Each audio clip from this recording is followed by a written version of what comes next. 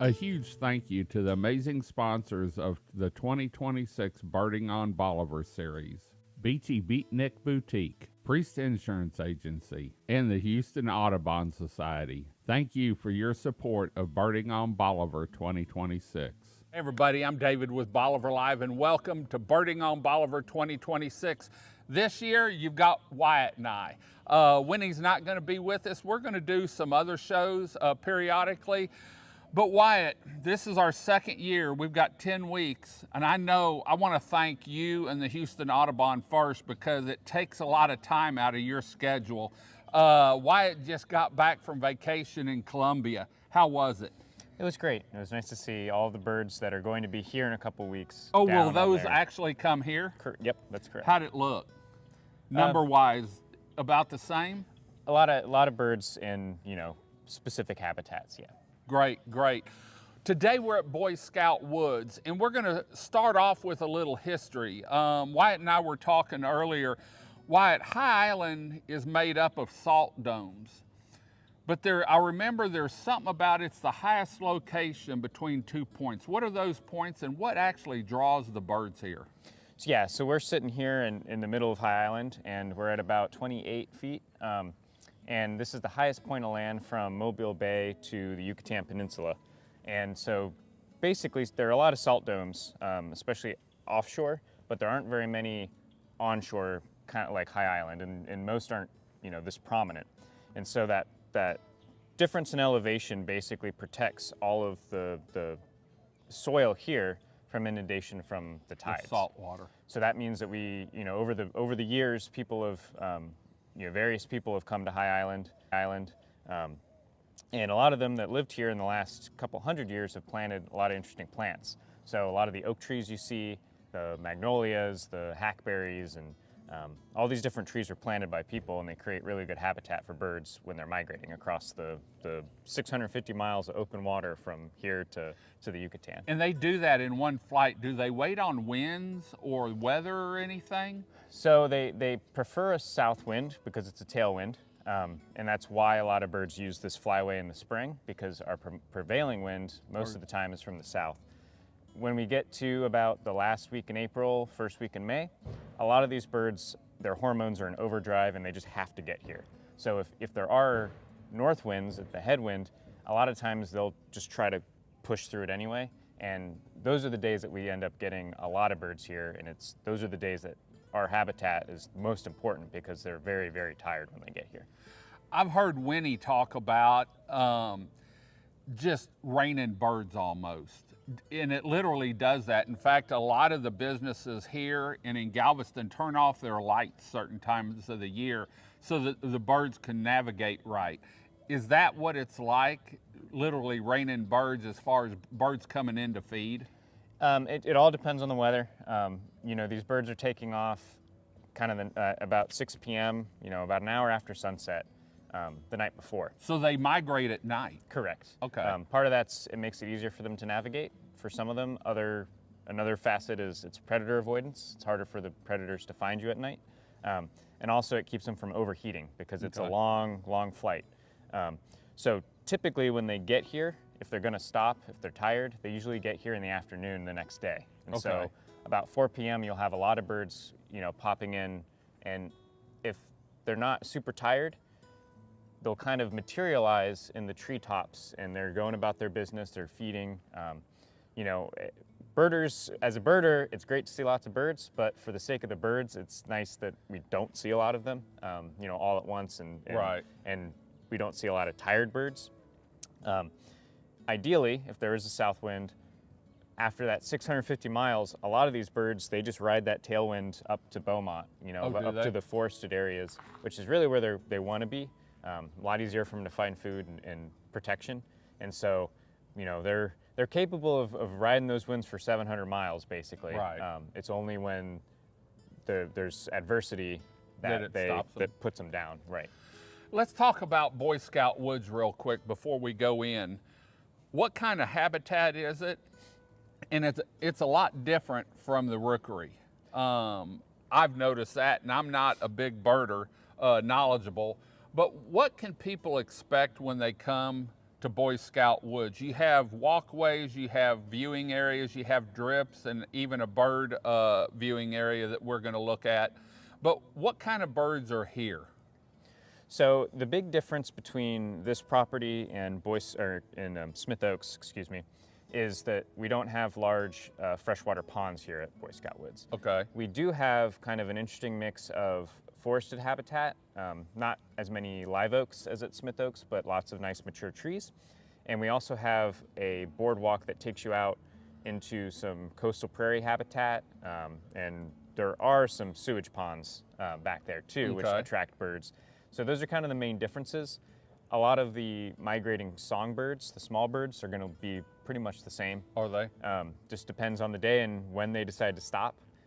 Because Boy Scout Woods basically abuts against the edge of the salt dome, and so you can actually see off, you can see the ocean from... It's the first thing they see. Exactly. So a lot of these orioles and things, you'll notice about 2 p.m., 3 p.m., we'll just start popping and moving along the edge habitat there. So it's a great way to see the very edge of the edge habitat and to see those birds as they first come in. First come in, great. Well, we're going to take off real quick and go back and show you one of the viewing areas so you can sort of see what it looks like inside Boy Scout Woods. Well, now we're at one of the viewing areas, and this is called Perky's Pond. Let's talk a little bit about, you have a drip over here. You have the pond, and you can't see it in the picture, but I'll do a pan shot of some grandstands like. And then the kiosks here. What can people expect when they walk in when you're open? Well, the first thing you can expect from the end of March through the first week in May is a lot of friendly faces at the kiosk to welcome you. We staff it with mostly volunteers in the spring, and our job is to welcome you and basically give you the information you need so you can get out there and see the birds. And they love to talk. Oh yeah. I know I stop by here every once in a while, and they also have books. You can get your patches here if I'm not mistaken. And they have a lot of books that I've gone through. I hadn't bought any yet, but I look at them periodically, but informative too. Any questions people have, and it's right across from the field office. As far as the drip in the pond, is there certain times of the day that are better than others? Again, it kind of depends on what the birds are doing, but a lot of these birds, when they do get here, they're thirsty. And almost more than food, fresh water is a really important resource here on the coast, because most of our water is kind of salty. Right. So throughout the day, you'll get birds popping in and getting something to drink. We have a lot of birds, or a few species that really like that kind of swampy habitat. So things like the water thrushes, prothonotary warbler, those birds will kind of make their way around the edges. And so it's one of the reasons why the kiosk is located here. Not only is it at the entrance, but it's also a great place to watch birds all day. So, there's always something to look at. Great, great. And you said typically it's manned from the end of March through when? Basically the first weekend in May. Okay. And you can get more information on all that off the Houston Audubon website. I know they've got a pretty good section on High Island. And then we're going to try and keep you up to date also through the shows and on their Birding on Bolivar page. But there's an area in the back, because they have a boardwalk that goes through all this, and they keep it pretty clean. It's elevated, so you don't have to worry about if it rains. And we're going to go take a look at an area that they have. You actually converted a barn into a birding blind almost, didn't you? Yep. We're going to take a trip back there. Stay tuned. Well, now we're in the back. I would consider this the back of Boy Scout Woods. Middle. The middle of it.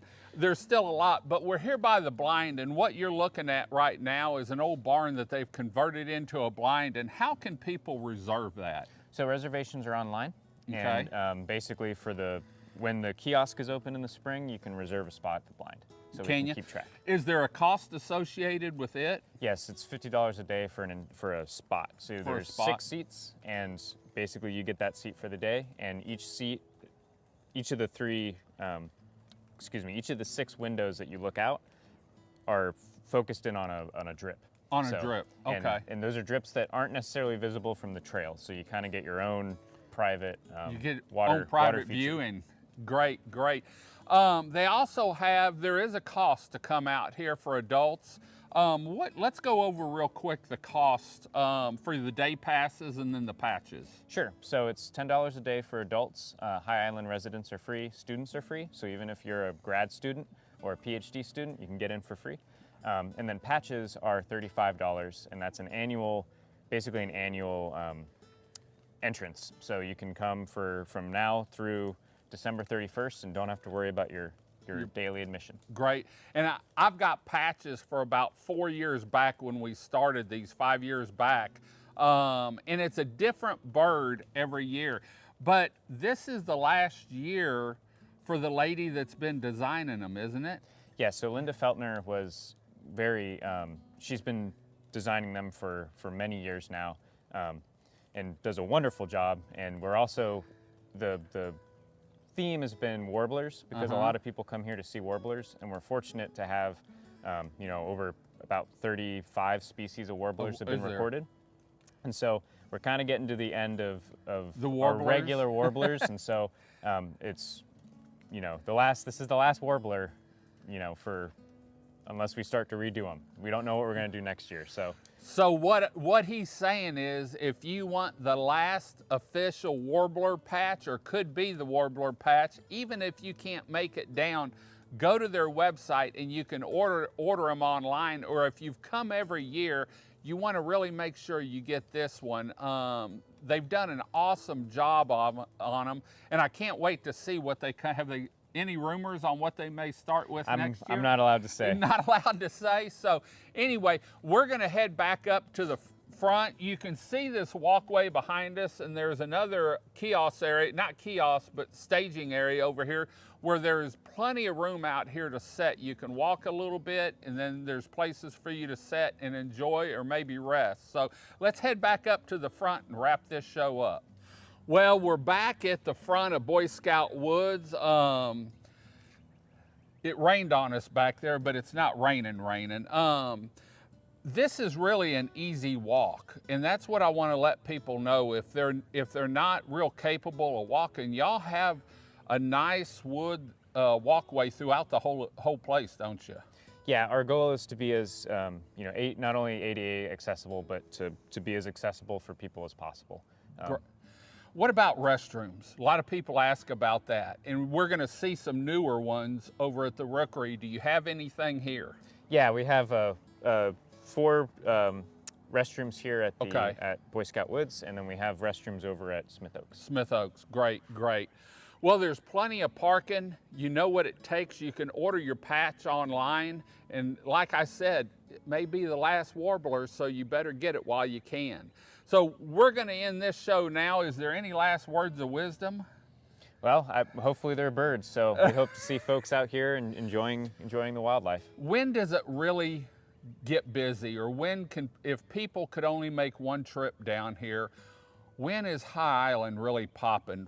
Give me a 2 or 3 week typical period. So our period of highest volume, where we have the most birds, the most birders, of the most species, tends to be from about April 20th to May 5th. Okay. A lot of that has to deal with what the weather's doing. So we can have really good days later in May, but then you also have to battle the mosquitoes and deer flies. Right. And earlier than that, we might have good days with good movements if there's weather, but the birds have a little more time to be picky about when they're going to fly and when, so really April 20th to May 5th is the... I know last year I started filming like the first week of February. And this year, the Rosiettas weren't out there as strong. And when you made a comment to me, yeah, last year they were a little earlier. We're just starting to see them. And when I was out there week before last, I got some good shots of some, but it just wasn't like it was last year yet. But the cormorants were everywhere. And I did see some white ibis starting to make nests. And so It surprised me. Is it early for that? So typically the white ibis don't actually nest at Smith Oaks. They just kind of pretend. Mill? Okay. Yeah, they just roost there. They tend to nest more out on the islands in the bay. Do they? Um, Okay. But every year's a little different, so you never know. Okay. Well, we're going to head on out. Until next time, next Monday, I'm David with Bolivar Live. Y'all have a great day, great week. I'll let this trash truck go by. Come see us. God bless, and bye-bye. A huge thank you to the amazing sponsors of the 2026 Birding on Bolivar series. Looking for fun coastal style on Bolivar Peninsula?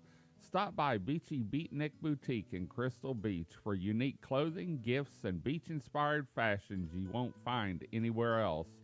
Shop local, shop coastal, and discover your perfect beach vibe at Beachy Beatnik Boutique. Protect what matters most with Priest Insurance Agency, serving Bolivar Peninsula and the Texas coast. For home and windstorm to auto and flood coverage, their local team has you covered. Call Priest Insurance Agency today and get peace of mind from people who live and work right here. Discover the beauty of coastal wildlife with Houston Audubon on Bolivar Peninsula. From guided bird walks to habitat conservation, they're protecting the birds and places we love. Learn more, get involved, and experience nature up close with Houston Audubon today. Thank you for your support of Birding on Bolivar 2026. Thank you to these 2026 video equipment sponsors. Crystal Beach Decor and More, located at 1959 Highway 87. Beachy Beatnik Boutique, located at 970 Surfside and Highway 87. And Latitude 29 Surf Shop, located at 1400 Highway 87. Thank you to these area businesses for being our 2026 video equipment sponsors for Bolivar Live.